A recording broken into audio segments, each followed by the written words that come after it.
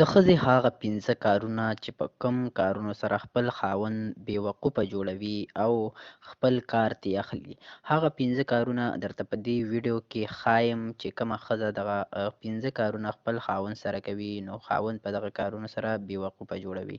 ویډیو تر اخره پورې وګورئ چې تاسو هم د دغه معلوماتو نه خبر شئ.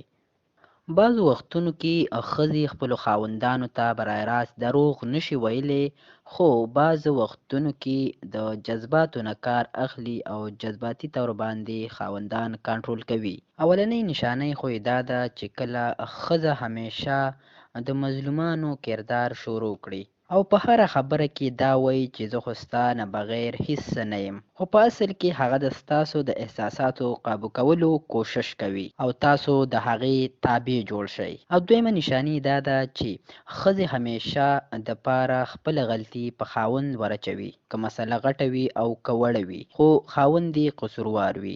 دا د ذهني کنټرول کولو طریقه ده. او دریمه نښاني دا ده چې ښځه هر کار د تعریف دپاره کوي او هغې ته پته وي چې خاوند زما په مخ باندې موسکا راوستل غواړي او دغه یې خوښ دي، او په دغه سره د خپل کار کولو دپاره د محبت څخاره اخلي. او څلورمه نښانۍ دا ده چې کومه ښځه د خپل خاوند نه هر راز پټول شروع کړي، پیسې شولې یا د ملګرو باره کې یا د کور فیصلو باره کې، نو دا ظاهروي چې هغه په تاسو باندې باروسه کمه کوي او خپل چال ډیر چلوي. او پنځمه نښاني دا ده چې هغه به د نورو خلکو په مخامخ تاسو کمتره حسابوي او په ځان له ځای کې به محبت در باندې ښکاره کوي، نو دا ظاهریږي چې هغه د عزت په پرده کې در سره لوبې کوي. او د ټولو نه خطرناکه لمحه هغه ده چې کله یو خاوند په خپله ښځه باندې په پټو سترګو باروسه وکړي او ښځه او دغه باروسې نه غلطه پیدا لي او خپل طاقت دپاره یې استعمالوي. په داسې وخت کې سړي له پکار دي چې خپل سمج او اعتماد او مشاهده